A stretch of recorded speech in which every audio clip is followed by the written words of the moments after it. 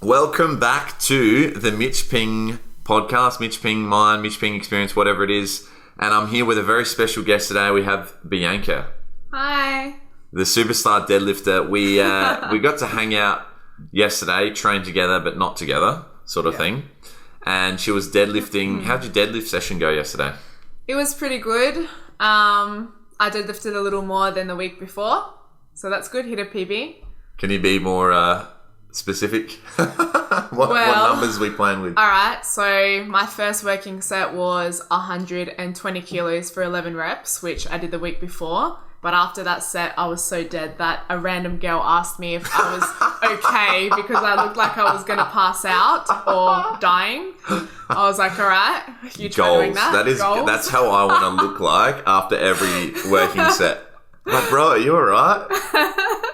And then I did 130 kilos for 6, and then I did my 140 for 4, which was a PB, and that felt good. Nice. Maybe could have got another one out, but it would have looked a bit ugly. You definitely could have. Yeah. Yeah. Okay, cool. So we've met at like a couple of the Eugene seminars and things, you know. Yep.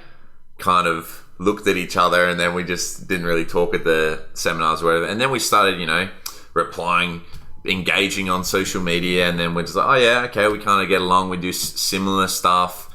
And then I was like, hey, you want to come on the podcast? We trained. So yeah, we kind of got along yesterday, talking a lot of other stuff. I was like, shit, I'm going to run out of things to say today. Mm-hmm. But one of the things you did show some passion for, and something you really love, is bread. Yeah. So when I was at the farmers markets this morning and I was walking past the bread store, I could not resist but to get you a nice sourdough bread. This is really heavy. Yeah. There you go. Thank you. That's amazing. I'm going to eat it when I get home. For your deadlift efforts. I'm currently like fasted, so when I get home, I'll eat the first meal today. Yeah. How much is that? 126 carbs worth. I might do like 100 grams. Okay. Yeah. Nice. I'll just put on the scales, cut it. Mm-hmm. Yeah. Thanks. You're very welcome. Very welcome. Okay, so what else are you passionate about? What else do you do? What else do I do? Yeah. Well, as you know, I'm a trainer. Yeah. So I train people / coach people. Yeah. Do you like the? Sorry to cut you off. Do you like the term like personal trainer? Oh, I'm a personal trainer. So I don't like using it that much because I feel like personal trainers have such a bad reputation, and they're those ones that just walk around the gym wearing their personal trainer title top, and all they do is yell at you and tell you to do more burpees. Yeah. So I guess I guess I like to think of myself more as a coach. Okay. Where I actually coach them through not just like our training sessions, but other things of life like nutrition and sleep and recovery and stuff like that. Yeah, very important. Mm-hmm. Okay, yeah, continue. What else do you do? What else do I do? Yeah, so you're a trainer or a coach, rather? Yeah. I mean, I train myself. Yeah. Yeah. What do you like to do? What do you like to coach people in? Strength training. Okay, strength training, yeah. Yeah, that's probably something I enjoy the most. Like helping my clients get strong, whether it's just a general strength goal or whether maybe they have some sort of chronic pain and helping them strengthen, I guess, their bodies up and just get better so they're not in pain or decrease pain. Yeah. That's actually probably the most satisfying thing to me. Oh, definitely, yeah. Mm-hmm. So where did it all start for you? Like, what got you into strength training? What you're like, where was your first taste? Okay. What was my first taste? Well, I remember in high school, I would have maybe been in year 11. I remember they took us to the weights room, this little dungeon that was like downstairs. And I remember going on the leg press, and I'd never done any weights before. Yeah. And I remember just going on there and I could do a lot of weight, and the guys were like, oh, fuck, like she's stronger than us. And I was like, oh, okay, whatever. Like I was really shy, and then that was it. And then it would have been probably around 8 years ago, one of my friends took me to the gym with him, Nick Panner. Yep, you. Panner. And he actually got me under a barbell to squat. It was only something like 40 kilos, which I imagine at that time was really hard for me. I don't really remember, but I remember the next day I couldn't walk. I was really sore. And ever since then, I would train on and off, not even on and off, but not frequently. Okay. But then I went through this whole life, whatever, breakup thing, as you do. And you're like, I'm going to go to the gym every single day and I'm going to just fuck shit up. And I pretty much didn't even take rest days, which is really bad. Don't do that. But I got really strong. And you weren't taking rest days? No. Probably for like a month at a time, sometimes no rest. I know. Really bad. Don't do that. But I did get strong and I built some pretty decent muscle. Okay. And then I guess I loved training so much. Like, because my background, like I have a marketing degree, management, whatever. I didn't actually Really? I did not know that. I didn't even work in that field. I just finished it because then I went overseas. Right. And I got back and I was like, this is what I want to do because I enjoyed training so much and how it made me feel and the benefits I got. So I wanted to help other people feel good about themselves as well. Yeah. That's really cool. So that's my story. Wow. So how old were you when, like, that first relationship, what was going on there? How long were you together? Like, how old were you when you broke up? 22, I think. Yeah, like it wasn't a heaps long relationship, right. But it was enough of a shitty breakup for me to go, yeah, I'm going to just... And you were like high school sweethearts or? No. It was just like, nah. Well, no. It was only like a year and a half or something. Like that. Okay. Yeah. But it was just like being in that mind frame at the end of it. So where I just felt like I'm just going to chuck myself into training and I'm going to do it. Yeah, okay. Yeah. Wow. So, and that was my coping mechanism, I guess. But then I started to love training so much. Yeah. Yeah. Yeah, wow. Okay, so you came back from holiday and you're like, okay, I've got a degree. Yeah. I've spent, 4 years? 3. 3 years getting this degree, like studying and doing papers, and you have this very expensive piece of paper at the end, and you're like... Something like 26 grand, maybe. Wow. Yeah. Have you paid it off? No. It may still be sitting there. I mean, I kind of plan maybe one day to move overseas and then I won't have to pay it. So I think they got rid of that. Oh, did they? Yeah. I'm fucked. I'll have to pay it eventually. The life goal of earning $26,000. Yeah. Okay. So you came back, you have this very expensive piece of paper. What went through your head, and what mostly were you thinking about? Oh my God, I'm going to have to tell my family, I'm going to have to tell my friends, I've spent all this money, all this time at university getting a degree. Everyone's telling me to get a degree, and then, I'm going to go get my set 3, set 4 in fitness. I mean, not really, because I did finish the degree before I went overseas and just worked in hospitality, a few different cafes, saved money so I could go overseas. Then I got back and I didn't really have a job because I quit that job. I went overseas for about 3 months and then I came back, went in a cafe again, and I was like, nah. And then I decided what I wanted to do. So, I mean, my mom's pretty supportive. Okay. So at that point, she was happy. Like, that's what you want to do. That's what you want to do. You know? People always go, oh, so this is your full-time job. And also, that's what you want to do. Like, how... I love that. Okay. But reality, what do you really do? Yeah, exactly. They don't realize it's actually... it's actually a lot of work. And, yeah. Yeah, I mean... If you're a good coach, you get paid very handsomely. Yeah, especially, like, I know that I was definitely getting paid more than a lot of the people that were asking me if that's all I do and do I have some other income. Yeah. I was like, okay. I love that. And I used to, like I asked you before, do you like the term personal trainer? Because it used to really trigger me. I'm like, no, I'm not just a PT. I'm not like that person that just started. I'm like, why am I on such a high horse? I actually still know nothing. But I like to think I'm like a better personal trainer. And you're right, when people say, oh, you're a PT, like, what else do you do? I'm like, now I'm the opposite. Now instead of saying, oh, I'm not a PT, I'm a coach, I do life advice and nutrition and blah, blah, blah. I'm just like, yeah, I'm just a PT. And then I just stop talking and they're like, oh, okay. But because most people don't want to hear the whole... No. Because they're looking for a cheat code, like what's a quick pill? Oh, what's the best supplement? What can I do to lose weight? I have neck pain, and you're just like, well, maybe stop drinking alcohol every night. Go for some walks. Get a gym membership. I mean, that's all. People know what they need to do. Like they know. They just want you to tell them, and they want to be accountable to someone. But they know exactly what they need to do. They just don't do it. Yeah, you just give them your business card. Come and see me. Basically. Yeah. So I love what you said about your mum. Your mum really supported your decision, yeah? Yeah. Okay.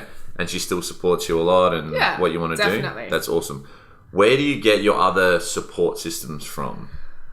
Yeah, I guess co-workers, maybe more one co-worker that quite close with, friends. Yeah. Okay. Do you have many friends? Do you have a big social circle, or do you keep it tight? I'm very introverted. So that's why, So that's why I said this is uncomfortable for me, because I'm quite introverted. Like, I prefer to stay home and chill rather than going out or something like that. Okay. Or if I'm in a conversation with people, I prefer to sit back and listen instead of getting right in there and discussing all the topics. Really? Yeah, I'm quite introverted. So I really have two best friends, one who lives in Melbourne and one who lives here and has all this stuff going on. So yeah. You make a new best friend. Yeah, I'll make a new best friend. Just do podcasts. Yeah. I just film you deadlifting. Okay. So where do you get your challenges from? So there's your good support system. Where do you get your challenges from? And do you challenge yourself, do you think? In terms of... financially, with your career, with your knowledge, with your social... I would say that I challenge myself. Like, I will sit down and write goals that I'd like to achieve. Obviously, I get coached as well, so I guess that helps me kind of create challenges from what they've also said. Okay, yeah. Yeah, like critique. Yeah. Okay. Well, that's a good example of your coach, Benny Lifts. Yeah. He would be a good balance of support and challenge. Yeah. So he would be really good to talk to. What have you learned from him? From Benny? Yeah. I've learned quite a bit. I guess stuff more regarding nutrition. Okay. So that's his kind of specialty. That's his thing. Yeah. Yeah. What about nutrition did you learn? I guess foods, like different food sources and what they have in them and how they benefit you. He does give you, when you first start, a lowdown on, I guess, staples that he likes everyone to include just because of the benefits they have. And I guess today's society, obviously, it tends to be a lot more fast-paced. Okay. And we don't get in the nutrients that we need from food quite often. Okay. And obviously the quality as well. Yeah. What kind of staples are you on? Chicken liver pate. Okay. Yum. Which I love so much. What do you dip in it? I put it on bread. Okay. Perfect. So I'm going to put it on that bread later. Yeah, I put it on bread. Just a lot of veggies, like heaps of veggies and... Like a mixture of veg? Yeah, a mixture of veggies, a mixture of colours. Okay. Yeah. Okay. So you've worked with a few coaches. Let's go back to the very start. So you did your crazy hardcore training, no rest, and then when did you maybe I should get a coach? Yeah, so I did compete 3 years ago and I did have a coach. Yep. And then that was basically just to compete. And then I kind of was by myself. And then... What happened with that coach? I guess... look, competing is not healthy. But I guess the way I was prepped did impact my health a lot. Okay. So, I mean, not in a good way. So, I guess after that, I kind of just went off and started doing my own thing until I got coaching again from someone else. Okay. Yeah. So, what did you learn?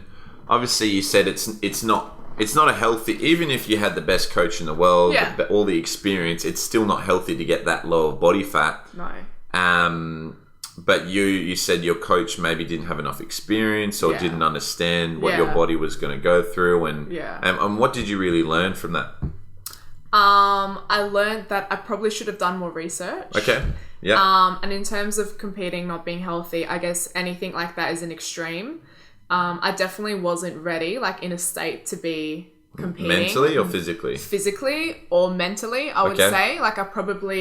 I probably did it for the wrong reason. In my mind, it was I just want to be lean, which isn't really a good enough reason, in my opinion, to compete. If you want to be lean, you can get lean and not have to compete. Maybe you can do a photo shoot or maybe you can just get lean for the sake of it. Yeah. Yeah. For Greece or something. For Greece. Yeah. Always. Yeah. Okay. So how long was it in between like that coach and your next coach, and what was the in between? And I would say it was something maybe around 6 months. Yep. Yeah. Yeah. And who was your next coach? Oh, Eugene Teo. Okay. Yeah. He was my next coach. Yeah. And I was coaching with him for I think nearly 2 years. Yeah. Okay, so how did that all... We kind of got into this yesterday, and I was really fascinated because... And this is one of the other questions is like, what are the courses that really blew your mind and was like, wow, I need to stop thinking like this. I need to do this instead. I need to do more of that, blah, blah, blah. It was one of those courses with Eugene and Luke Lehman. And Luke Lehman from Muscle Nerds. Okay. Yeah, it was a bodybuilding focused 3-day workshop. Yeah.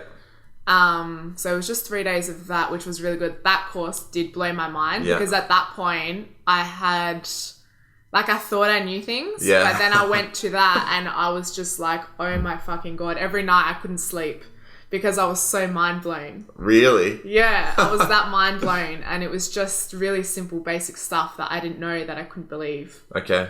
What kind of basic stuff? Like stuff that you learnt then that you're like, wow, this is really important, and you still do now, like real things that you have applied from that course that you still do now. To be honest, a lot of the stuff a lot of the stuff was based on recovery. Okay. Not only for athletes but for Gen Pop, because they did always relate it back to Gen Pop. It wasn't just about athletes.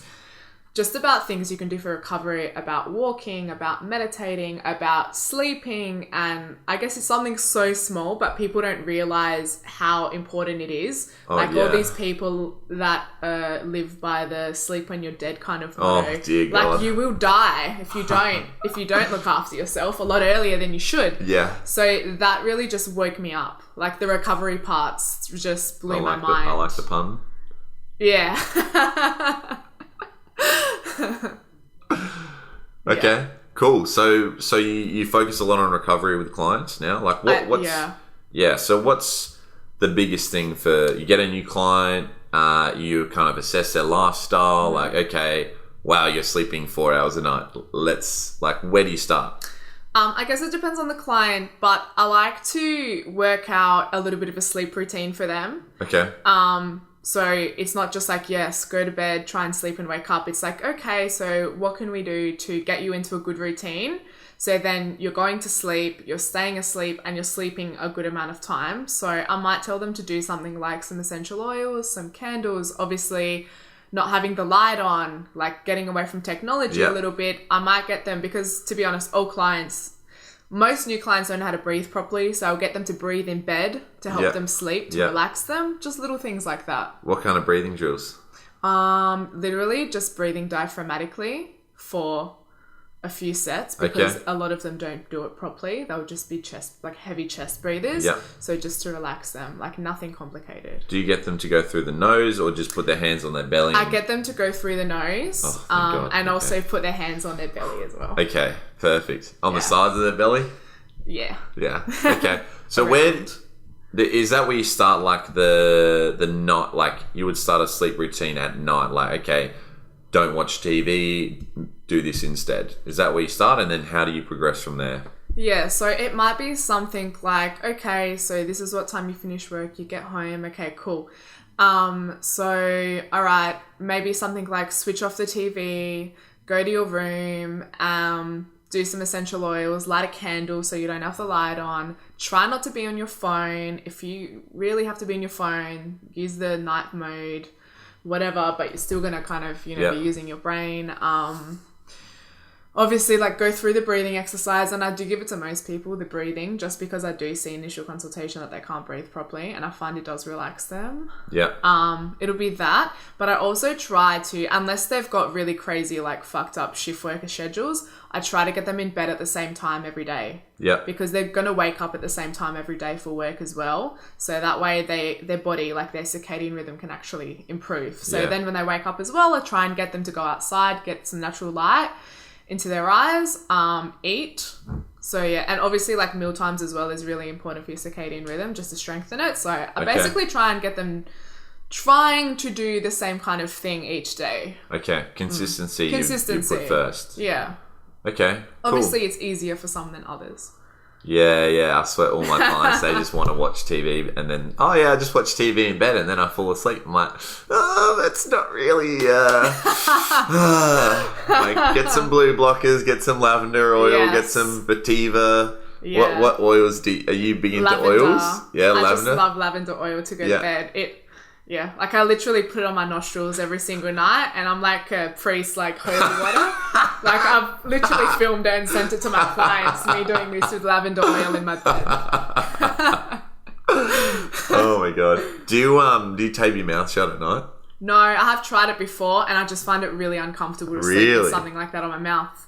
I even struggle with the nose strips. Wow. I get very irritated by You can't even wear nose strips. It irritates me quite a bit. It also leaves a nice film for the day after when I wake up.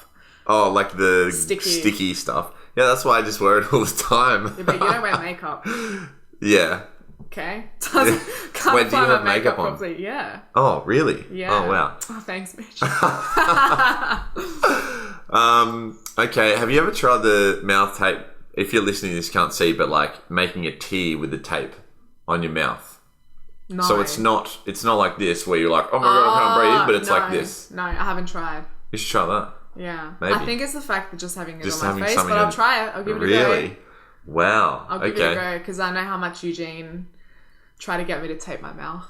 Oh my God. Yeah, I've taped my mouth. Like, okay, so maybe a year straight, I've taped my mouth shut and had a nose strip on like every night. And then I went away with my friend and I was panicking and packed and I forgot my tape. And I was like, I'll be right. I don't need to go to the chemist or whatever. I'll be fine. And he said I was snoring like all night and I woke up and I was like, brain fog and all this stuff. And I was like, holy shit, I need like, especially for me, I think because I must tense my neck. Like big dudes. Not that I'm a big dude. Maybe I just have like a big neck. Yeah. And you just like snore. Mm-hmm. But I think for me, like that's the biggest game changer for my sleep. Yeah. Is just taping it. Okay. Sorry to tell you, but... Well, see, me, it just wake me up during the night because I found it really uncomfortable. Okay, yeah. What's your game changer? The oils? I really love the oils, but as well, when I did get off routine, I started taking some melatonin. Okay. Yeah, and that helped me a lot, just get my sleep routine kind of back. Yeah. Okay, yeah. I started taking that and I was telling one of the other PTs and he's big into sleep and he's like, do you know what's a placebo? Like it doesn't work. He's got all these like studies and stuff that show, but I'm like, yeah, if it's a placebo, whatever. Yeah. Okay, yeah. Do you take any other stuff to help you sleep? No. No, okay. And you would never with clients or any adaptogens or... Yeah, it depends on the client. Melatonin is probably something that I do recommend, especially if they are shift workers, because I do have quite a few of those clients. They literally have no sleep routine. It's completely fucked. Like, yeah. It's just fucked. It's like, yeah. Wow. Okay. So sleep's a big one. Where else do you look for with a client? Okay, we've got you in, we've got a good sleep routine, you're feeling better. Like, what's next? What's the next recovery modality that you look towards? I guess it depends on their goal, and I guess everyone's goal is body composition. Yeah, feel better, yeah. I try to get them, obviously, I try to teach them how to eat better, and it depends on the client. Like, it may just be something really simple, like, okay, here's your plate. I want you to put this much veggies on the plate, this much meat or protein, and then fill the rest with whatever. And that might be like as much as someone can handle. Someone may be more advanced where they'll be okay, but I'll have to start teaching them how to track on MyFitnessPal. Yeah. And then once that's good, which we spoke about yesterday, like once they've got their protein high enough, which is really rare. So never. Never. But no, eventually they'll get there. yeah, then it'll be like a little bit of manipulation. But everyone's so different. It can be like something so simple like look at your plate, this is how much of this, or you start tracking with MyFitnessPal, or actually doing a plan for them that they can follow. Okay. It just depends on the person. Like I find a lot of Gen Pop, they can't stick to a plan and they don't have the knowledge to be able to go off plan either and still track and not have that mindset of all or nothing where they go off plan and then they feel guilty and they binge or overeat. And yeah, it just depends on the client. Everyone's so different. Okay, yeah. So I said recovery and you said food, right? So not a lot of people would think, oh yeah, I need to sleep or meditate and then food. Oh, food. How's that going to help me recover? Right? Eating enough. Yeah, eating enough firstly. Not eating like 1,200 calories a day like most people. Yeah. Even boys, not just girls. Yeah.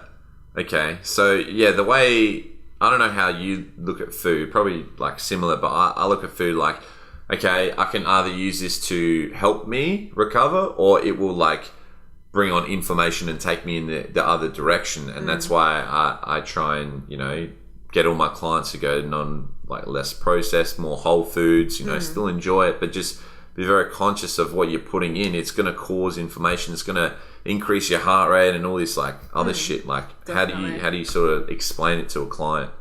I would explain it similar to that in terms of food quality. Obviously, is going to come first and benefit you, but at the same time, I don't want that to stress them out so much that they just get really stressed and then they just fall off.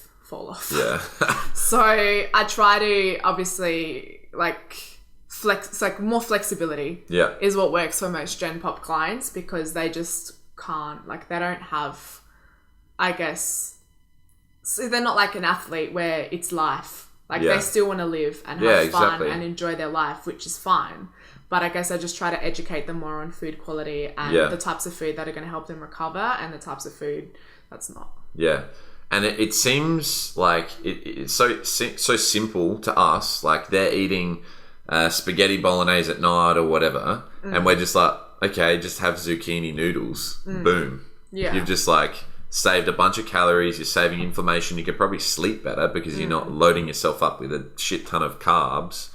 So it's little things like that we probably overlook. And we're like, hey, just have almond milk instead of full cream milk. Like do you say that a lot to clients? Like they drink a lot of coffee, like like it's mainly like clients that will tell me they're drinking 2 to 3 coffees with milk, and not the ones where they just pour a little dash of milk, but where they come to me and they're going to like Chibo or something. It's like, this much coffee and the whole thing is filled with milk. Not only is it the calories, but like they're just really not going to feel good after having 3 of those a day. No.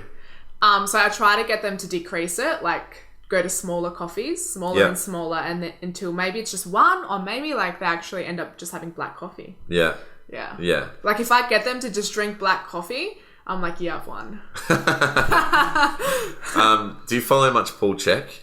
No. So he came up with a method to wean people off coffee, and he gets people to chew on coffee beans. Yeah. So maybe coffee beans are pretty yummy. Smart. Yeah? Have you chewed on them before? Yeah. Really? Yeah. Have you ever thought about I used to work in a cafe, so I just sometimes just Right. Is that where your coffee addiction came from? Yes. Before I started working in hospitality, I didn't drink coffee. Really? Yep. Okay, so what got you into it? Well, I had to taste it quite often to make sure it was still tasting good, and I had to adjust the grind. Because it would often change like with the weather and stuff like that. Okay. So just tasting it, and then so I would, I would do closes sometimes. So finishing work at 11, I would have had 8 espressos. Oh no! At that time, and then I would wonder why can't I sleep, and I'll just go to the gym at 12:30 a.m. and then I would go home and go to sleep, and then I would go to the gym in the morning, and then I would chill, and then I'd go back to work and do the same thing and repeat. Oh my god! Yeah, it was crazy. Wow. When did you realize, like, okay, I should probably stop drinking coffee? Drink less. Never. Probably. Well, actually, I just immediately started drinking less when I wasn't working there anymore. Yep. Yeah. Okay. But I do still drink lately as well, quite a bit of coffee, just because I love coffee. Okay. Yeah. Do you still get a buzz from it? I can get a buzz from it, yeah. Like if I have it too close together. Like Yeah. if I have too many too close together, like this morning I got a buzz because Yeah. I had 3 coffees because 2 were bad and I needed to have one that was semi-decent. But yeah, I got a little bit of a buzz as I was driving. Okay, wow. So you're a bit of a coffee, not, I don't want to say snob, but like connoisseur. I wouldn't say I'm do a you- coffee connoisseur, but maybe I'm a little bit of a coffee snob. Okay. So there's a few places in Adelaide where I love the coffee. Yeah. Always. And they are, when I have the time, I will go there, even Yeah. though they're not local to me. Okay, where are the places? Best coffee in Adelaide. All right. Dose on Marion Road. This Okay, is actually owned yes. by Dimmy. This is, and his wife. Yeah. This is actually a coffee truck, but Yeah. this is amazing. Sublime Coffee Roasters in Bray Street. I forget the actual suburb, but yeah, those guys are really good. Yeah. And that's a dog-friendly cafe. You go in there and there's dogs sitting on the chairs. So my mum's allowed to come? Wow, that's terrible. I'm kidding, mum. I think I would have gotten the wooden spoon even at this age if I said that. And also Lad and Larry, which is in the city. I think it's Regent Arcade, not Adelaide Arcade. One of Adelaide or Regent Arcade that has really good coffee. Okay. They're probably my top 3 in Adelaide. Yeah. Can you believe I went to Dose with my friend? I'm not sure I call him a friend anymore. And he had the Dose coffee and he's like, nah, this is shit. I'm like, what are you on? Like, this is so good. So you like it too? I love it. I love it too. But I feel like if I got in the habit of going, I would just, like, all my money would just be depleted into coffee, and then I'd be all stimmed up, and then my recovery wouldn't be as good. Yeah. And then, yeah. I love that place. It's not local to my work or local to my home. So when I have time, I'll get there. You can get one on the way home. Yeah, but I actually sit there, but because you have to sit outside, lately it's been super Oh, cold. no. So I would like them to get heaters. Okay, cool, yeah. So the rabbit hole of coffee, back to that course you did with Eugene and Luke, like big on recovery, sleep, food. What else did you learn at the course in terms of like just lifting for yourself? Lifting? Like technique and... Okay, we went through... Wow, it was like so long ago now. We went through a lot of stuff. Like we did basically full body training. We learned how to assess clients. I remember, yes, we learned how to do client assessments and certain exercises to do, and that would tell you what they need to work on, what's weak, and where their inconsistencies, I guess, are coming from. Okay. Yeah, so that was really cool. That was something new for me. I learned a lot. Yeah. But then I also trained with Eugene as part of that package for 90 minutes, and we went through my deadlifts, and they needed a lot of work. So he taught me a lot about deadlifting, which was great. And I guess that's when I really started to love deadlifts. Okay, yeah, I saw that. I don't know, it's probably different, but Eugene used you as a dummy for like the deadlift tutorial. Yes, that was for John Meadows. Hello, John. That was for John Meadows. After we'd had the muscle training camp, that was after 3 intense full body days of training, and I think I was dead. And then I trained with Eugene, John, and Siggy that day, and then we had to film that deadlift straight after training, and I struggled to break 120 kilos off the ground because I was weaker, but also I was that dead. Okay. Yeah, so that was the same course that you did? Yes. Oh, cool. Wow. Interesting, behind the scenes. Okay, so you started training, you did that session with Eugene, you're like, wow, okay, like, let's train with you, like, you're obviously better than my last coach. Yeah. What did you learn through your 2 years with Eugene? I learned a lot about mechanics, how the body works, a lot of different exercises that I had never done before or seen before. Yeah. Classic Eugene. Yeah, classic Eugene. I also did get a lot stronger with him, which was great. That was one of my goals. I had like squat.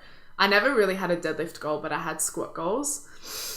It was just about mechanics and how the body works and how certain exercises will help one muscle or another muscle more. And, more the intention of like how you're doing a lat pull down versus like there's a million different ways you could do a lat pull down. It's going to work different muscles. Yeah, and even just Yeah, and even just doing a lat pull down, how it's going to be best for me versus how it's going to be best for that other person because you guys are built so differently. Yeah. Okay. Cool. So what kind of... How's your deadlift now? Obviously a lot better. It's definitely a lot better. It's not perfect. It could still use a lot of work, I'm sure, but it's definitely a lot better than back then, which was over 2 years ago now. Okay, yeah. So that was online training? Yeah, that was all online. Okay, what did you learn from that experience? Because you would have had to record for yourself. Did you see the overlap? Oh yeah, I record for Eugene and I can upload it to my social media and I can also see for myself if I'm doing it right. Because I know we've all been like, oh yeah, I'm like top dog. I have good technique. And then you look at the video like, shit, that's what I look like? Yeah. Okay. Yeah. So what was all that like? What was all that like? I mean, that was good. It's good to, and even now, I get my clients, I do ask them, can you please record your lifts for me? Even if they are one-on-one clients, I know they also do their own sessions. Can you please record them and send them to me? Because they will say to me, oh yeah, they went really good and they felt good and stuff. That's really good if they felt good, but then I'll have a look at them and be like, whoa. Oh, yeah, they felt good, but they look okay or they look shit kind of thing. So then when I see them, we can actually go through it because if they've been doing it for 6 months and I don't know what it looks like, you know? And that's another thing I learned from Eugene, look versus looking, how it looks versus how it feels. Yes, and sometimes, it can look really good and it may feel really shit or vice versa. Okay. Yeah, that's big for me. When I did my first muscle mechanics with Eugene, and he was saying, everything's monkey see, monkey do. Tell them what they should feel, how they should feel it, and then just, let them go and let them feel it. And I've applied that to myself as well. I don't need to go all the way down just because you're meant to do this or... and it just, changed my training. And I was just feeling the muscle so much better. Yeah. Yeah. Definitely. Okay. So... train with Eugene and then we've transitioned into he's more sort of training maybe focused and now you've sort of transitioned to Benny, which is more nutrition. So what have you learned so far with nutrition? You touched a little bit about staples and eating a wide variety of vegetables. I know Benny's a lot into sardines and how you go with that. And I can see how a lot of maybe not even initially, but I can see how a lot of clients would struggle with what he likes his clients to eat, just rotate through. However, having a European background, I've grown up eating that stuff, so I have no issue with eating sardines or chicken liver pate or oysters and mussels and fish and I even had, he asked me one day, he goes, Bianca, I think I'd like you to actually get in some offal. Yeah. So I did some beef liver. Yeah. Which is extremely strong in flavour. I thought you were going to say disgusting. No, I didn't mind it. It's not something I would probably even like to eat weekly, and it was tasty, and I haven't had it for a while, but I didn't not like it. Yeah. It's just different, which I don't think I'd ever be able to get a client, a white client, to eat that. Do you know what I mean? I have Asian clients and they have no problem eating stuff like that because they've grown up with it. Okay. Yeah. How do you eat your oysters? Do you swallow them or do you chew them? Okay, so sometimes I just swallow them and then I think about it and I'm like, that's just going to be in my stomach. Yeah, right. And that's not good. And I'm probably going to be in some pain. And what if I get some sort of bacterial overgrowth? So yeah, I try and chew them. But if I'm in a social situation, I'm like, oh yeah. I'm like, oh. Yeah, because when I first got a oyster 6 months ago, I was like, how do I eat this? Do I just... That's the first time you had it? Yeah. Wow. Yeah. Bit of hot sauce, a bit of lemon juice. Oh yeah. Yeah, I've only had 6 in my entire life. Oh, wow. And that was all in one Was that hit. natural oysters? Yeah. I don't know what's a natural oyster. As in not cooked or anything, just fresh. Yeah. From the ocean. the fish market. Yeah. From the fish market. Yeah, I went down and diving and got them myself. Yeah. Byron Bay. Yeah. So you don't like offal? How do you just chop that up and you put that in with your beef mince or whatever, right? Or do you just have straight beef liver? I actually got the butcher to slice it for me, so it was thin because otherwise it's this big. It's a liver. Yeah. So he sliced it for me, and then I cooked it just with some onions and garlic, salt and pepper in a pan very, very quickly. Otherwise, it's like kangaroo because it's so lean, it would be like chalk. Yeah. And yeah, that was it. Like I that's a good idea, like mincing it through. I didn't think of that. But yeah, that's what I got him to do. Right. And then I just had it over like a few days, like 3 servings. Okay. And put a little bit of like mustard on there. Yeah. I'm kind of known at work for eating like sardines or lamb brains is the latest one. Like, oh, that smells good. Before. What are you eating? And I'm like, lamb brains. And like, oh. But so much more nutrients in like the lamb brains and stuff. So that's kind of why you're just hitting a broader spectrum of micronutrients, which is, I think, because our society and the culture of fitness, the way it's going is like, if it fits your macros, right? No one's thinking about hitting your macros. No. Yeah. What are macros you struggle with hitting? Because you do eat like a wide range of things. Like, what's something that Benny will be like, oh, make sure you have this. Yeah, I'm pretty good. Pretty good? Yeah, pretty good. Okay. I do eat a lot of veggies, and because we have like, I guess, a set plan that I can follow but still be flexible with, yeah, I always try. Like, the veggies are always there every single meal. Okay. Yeah. Yeah, awesome. Okay. What else have you learnt with Benny in terms of like a communication standpoint? Like communication? Yeah. I think the way he talks to, I mean, I'm guessing he talks to all his clients in the same way, but the way he talks to us, like with our check-in, for example, it's, you know, I fill out a spreadsheet like to track everything, but then we have a 15-minute phone call where we talk, because obviously like it's online. But I found with that phone call, just the way he communicates the information, I find it really good, like really, really helpful. Okay. Better than Eugene in terms of like communicating? Well, I guess it's like, different. Like, I'm not going to say the way better. He teaches. I guess it's just different. Like, it's one is email kind of thing. And then the other is like, like we might exchange some stuff via like a message or whatever. But we have that 15 minutes where it's like, Definitely.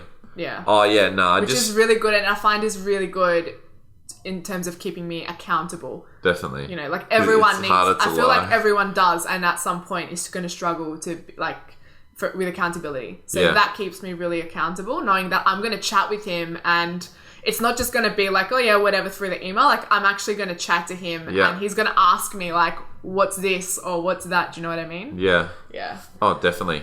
Like why did you eat this much of this on that day? Explain yourself, young lady. Yeah. And that's where that challenge comes in. Yeah.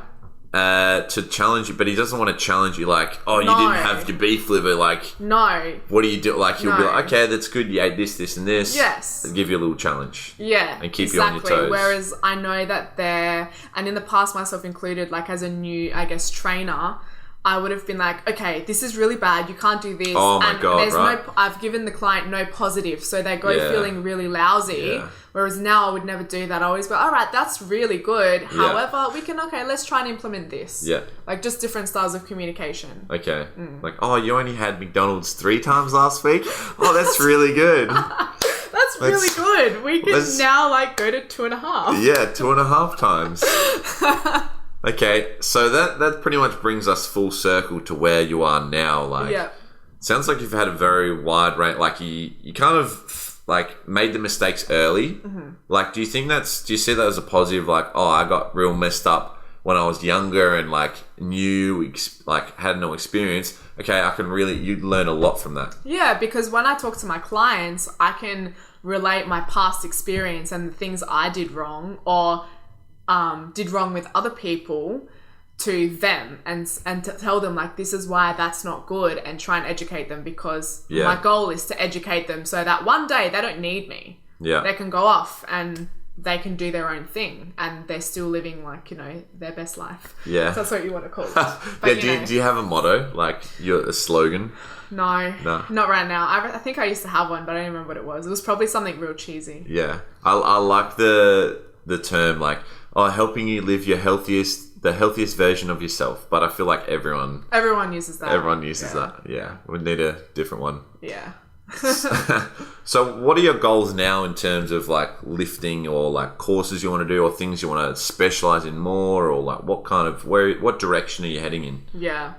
In terms of courses and stuff, I haven't really looked into any further this year because I had done quite a lot over the last couple of years, and I just wanted to spend time, I guess, more on my business and with myself as well. And then obviously going on holiday, when I get back, I can reassess everything. Okay. So I don't have a solid training goal for when I get back, but I will think about it. It would definitely be a strength related goal. Yeah. Like trying to get this for my squats or this number for my deadlifts. Like I did have that. I did want to squat 160 for one this year, but then I guess body composition kind of took over because I wanted to be a ball of dough. Yeah, I shredded down for a photo shoot, and now I'm going to Greece, so it kind of just took priority. Like I've still been doing some heavy lifting, but not like I initially wanted to. But when I get back, we'll get there. Okay, what are your business goals?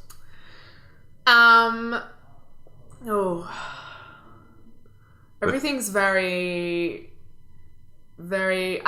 I guess, like, in terms of my business, like, at the moment, it's quite consistent, and I was busier, and I have been busier, like, too busy, where I couldn't actually do anything else or focus on myself. So this year, I made myself more of a priority, and not that my business wasn't a priority, but I made myself more a priority. Because if I'm not looking after myself, I can't look after my clients, you know? Like, practice what you preach. Oh, definitely. Yeah. Definitely. So when I get back, I can focus more on business and everything. Okay. Okay. Do you have a client, do you only want to work with, because you mentioned it's very fulfilling to work with someone that has chronic pain and help them that way, and you also like training like strong people. Do you still want to work with both kinds of those people? I like working with all types of people. Like I think they each bring their different challenges, and it keeps you, I guess, on your toes, because not everyone has the same problem. Yeah. So I like training a variety, like whether it's to get someone strong or to get someone moving better or to improve body composition or just confidence. Like I like having a variety. Yeah.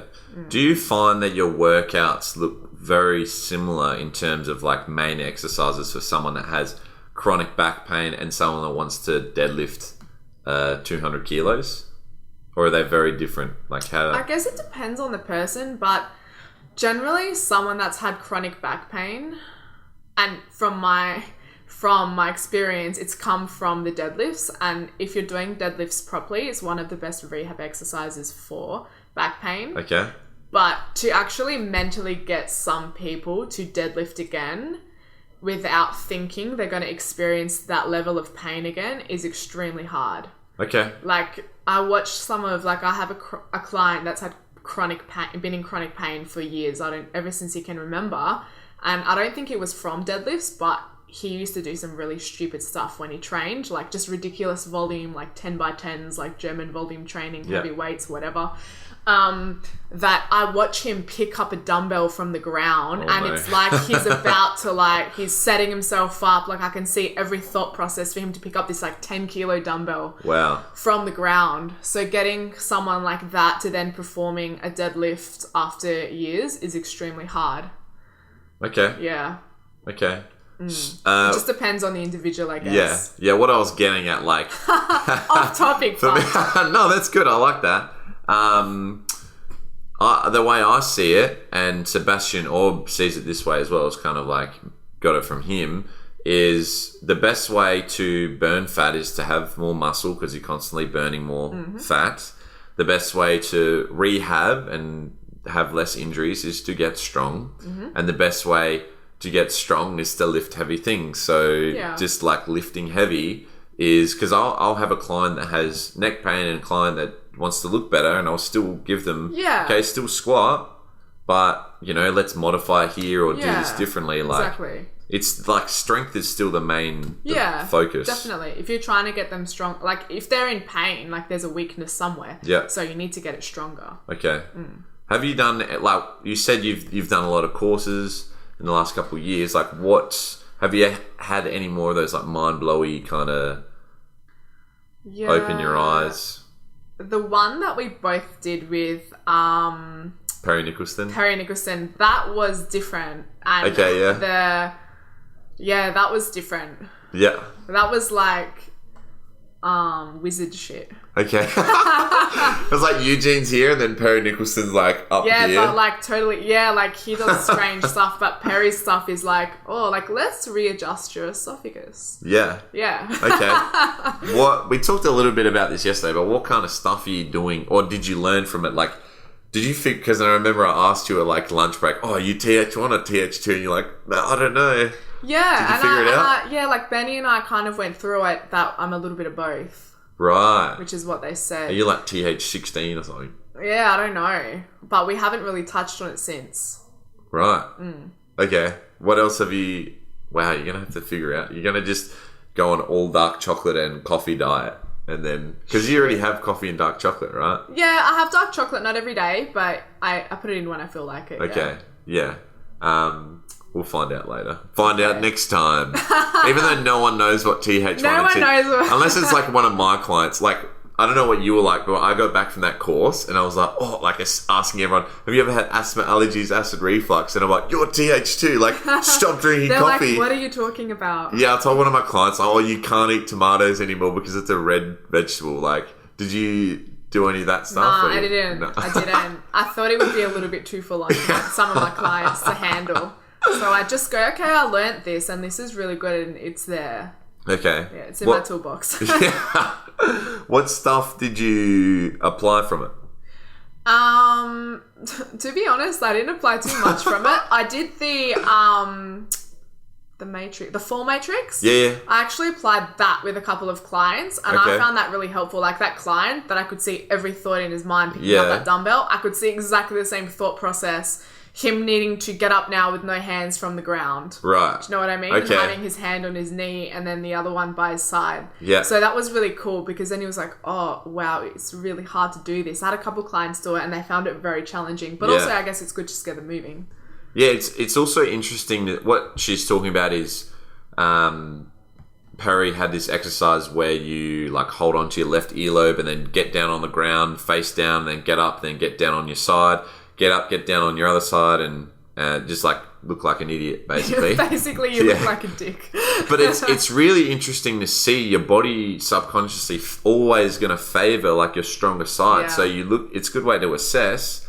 Someone will get down on their right side. Okay, like why does your body not want to go to the left side? Like let's dig deeper. So I think that's a big thing with these courses is it gives you like a wake up. Like okay, I kind of know nothing. Yeah. So the more you learn, the less you know, right? Yeah, pretty much. Yeah.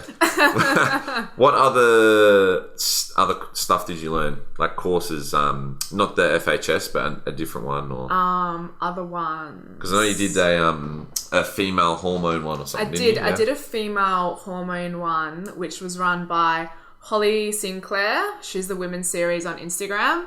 Jake, which is Coach Jake Carter. And Cohen, I can't pronounce his Castellane. I'm sorry, I hope I got that right. So they basically went through a lot of stuff just about female hormones and a lot of stuff to do with how contraception affects the female body, which was really cool. I guess actually that was quite mind-blowing for me.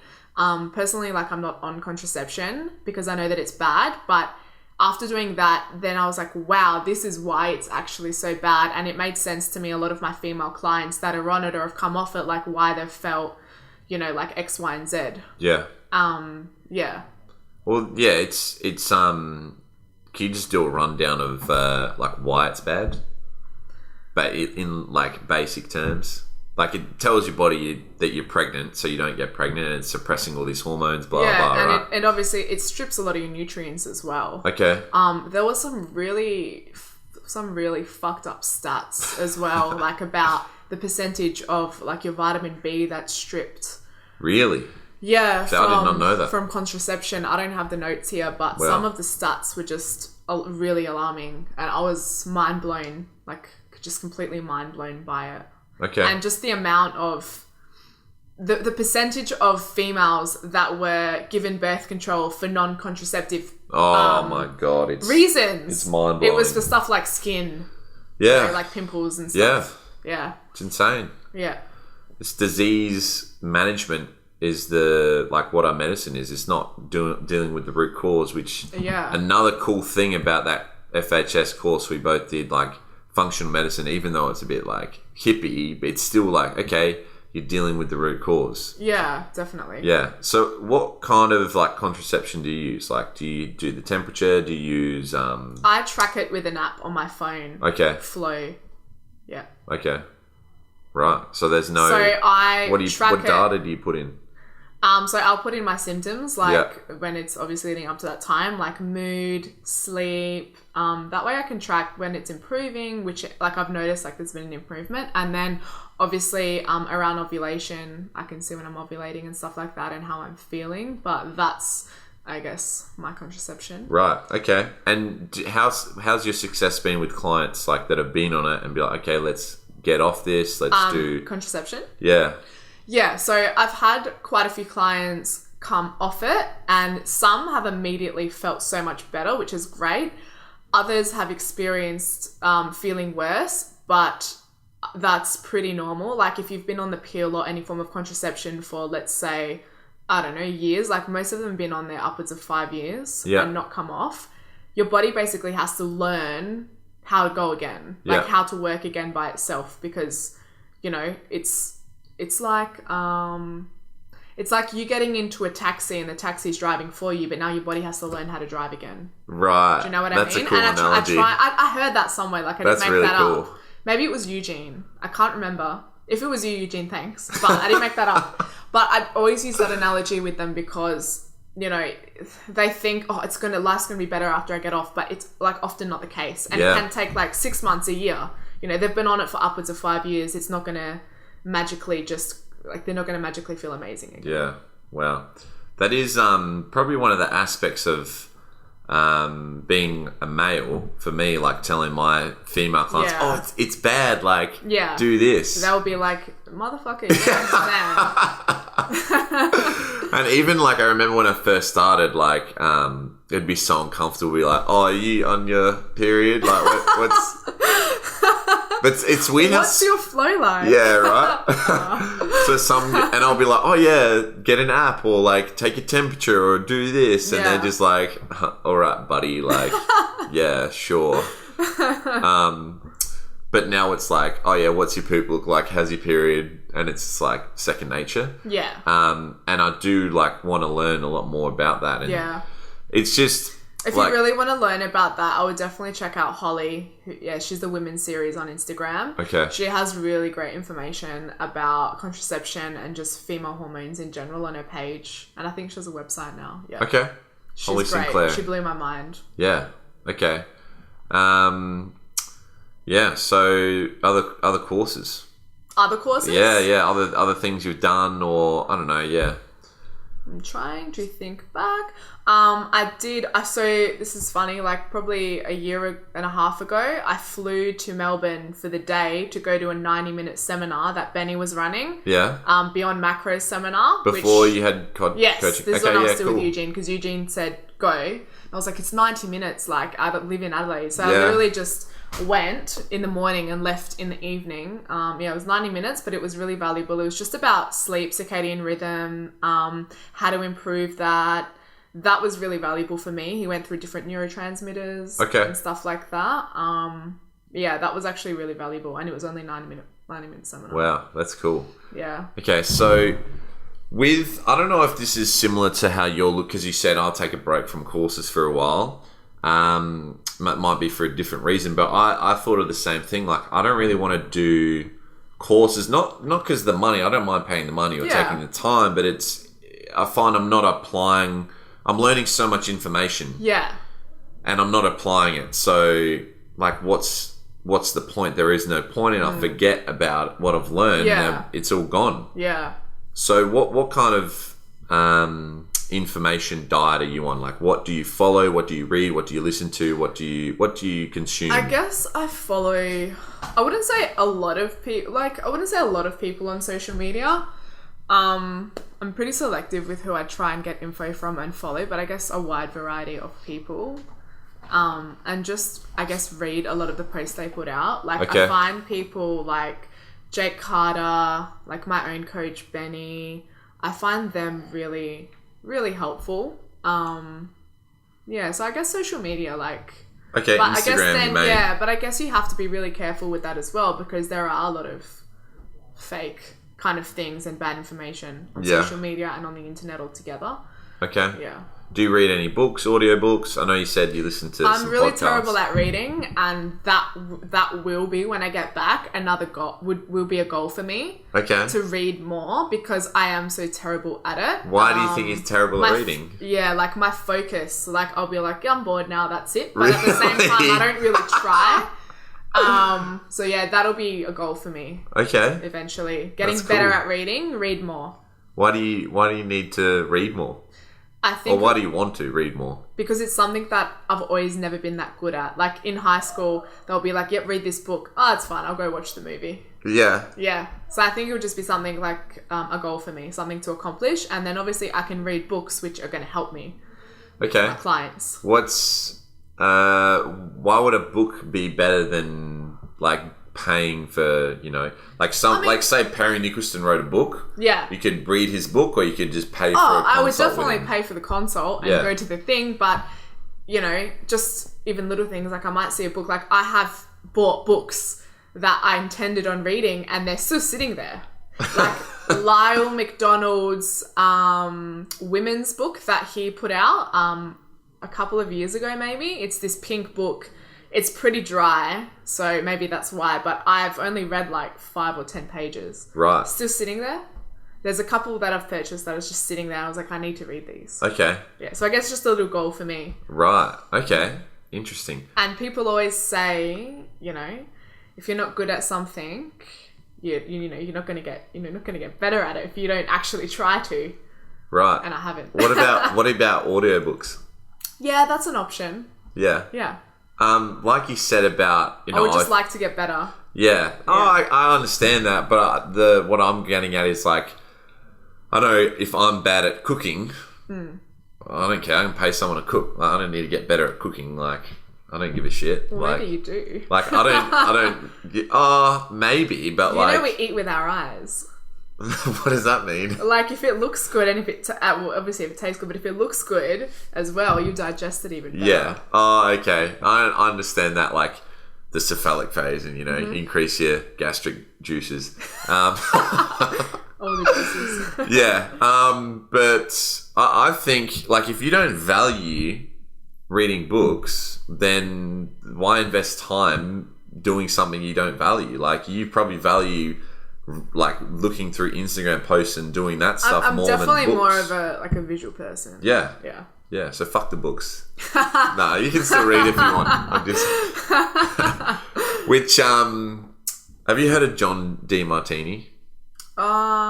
Maybe. So he's all about values, and like I said, like I used to think, oh yeah, if I'm bad at this, I need to do that. I mean, in some, like, say if your bench press is really bad, or that's probably a bad example, if your glutes are really bad, then I mean you should probably train them. Yeah. Like especially with physique wise, if you have a weakness, definitely. Yeah. I think in life though, like if I'm really bad at,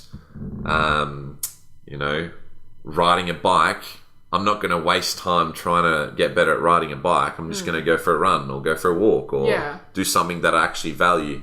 So what are your values, your core values, things that you, if I wake you up in the middle of the night and I was like, hey, let's go do this, you're like, okay, let's go. What do you mean? Coffee, right? Bread. Coffee, it's my value. Strength training. Yeah. Friends. Yeah. Yeah. Knowledge. Yeah. I Definitely. just named your value. Like, what else do you value?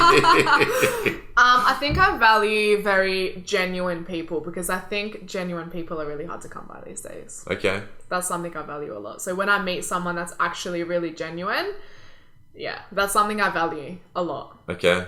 Yeah. Interesting. It's true. Yeah. Yeah. No, I like it's that. like social media. There's a lot of people that are not genuine. Yeah. Like you think they're being genuine, but at the end of the day, all they want to do is sell you something. Okay. Which I guess a lot of the general population, like I had to explain to a client that this person isn't actually using this fat burner, and they're not actually that lean from that fat burner. They're lean from other things. They're lean from the drugs they're taking. Yeah. So like, you're not going to look like that. And they're like, oh really? So they're getting paid? I'm like, yeah, they're getting paid a fuckload. because of people like you that think this is going to work. Yeah. Yeah. Wow. Okay, that's really cool. Being genuine is a high value to you. So is that what you try and do on your social media? You just I try and be, very genuine. Like I don't like to use filters and stuff like that. I don't like to do ridiculous poses where my body looks completely different, like these twists and shit that just give me back pain. Because sometimes I try and I'm like, how do these girls do this? Have you been in the toilets taking a photo and you get back pain from trying to do a pose? From like trying to do these twists, like not that that's how I want to take the photo, but sometimes I'm like, I'm just going to try this. And I'm like, no, how do they keep doing this? Wow. Okay. But like I'm exaggerating. But yeah, just being genuine. Like in the information I put out, like I don't like I try to just put out information that's actually true and genuine. Okay. So in terms of like your business goal and being genuine is a core value and you love your work, right? How do you see yourself, scaling your business, being genuine, like following your core values? Like how do you think you're going to progress as, a coach and develop more of a business to help more people or help one person better, or like what's going on there? Have you thought about that? No, I mean, I guess like anything can happen in the future. I don't know. I guess I just try to keep doing what I'm doing because it's been working pretty well for me. So, yeah. Okay. But obviously I can always improve. Yeah. What can you improve on? Look, there's probably a lot. Maybe like sometimes the way I guess I communicate to some clients, like maybe, like those days where like all the clients are just doing stupid shit and then you get that last client and you just lose it at them. You probably don't do it. Like yesterday you said to me, you're kind of angry. And I was like, I get a little angry sometimes. I didn't say it like that, but I was like. And then that last client just cops it. Yeah.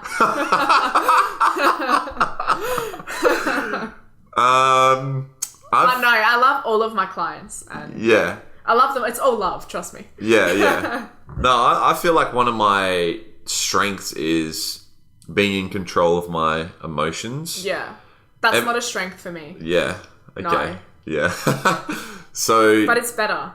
Okay. Yeah. And I wanted to talk about that. Like you said, you're doing all this stress management stuff now and you still kind of struggle with your emotions and like, what was it like before? And yeah, like my fuse was really short before. Okay. But now it's like not quite. Just knock people out. Like. Yeah, like I've never done that, but it was definitely something I struggled with more, and it's definitely gotten better as I've gotten older, and I guess just thought more like, okay, is this really worth getting this angry over? No, it's not. Okay, cool. That's fine. But sometimes it does get the better of you. Okay.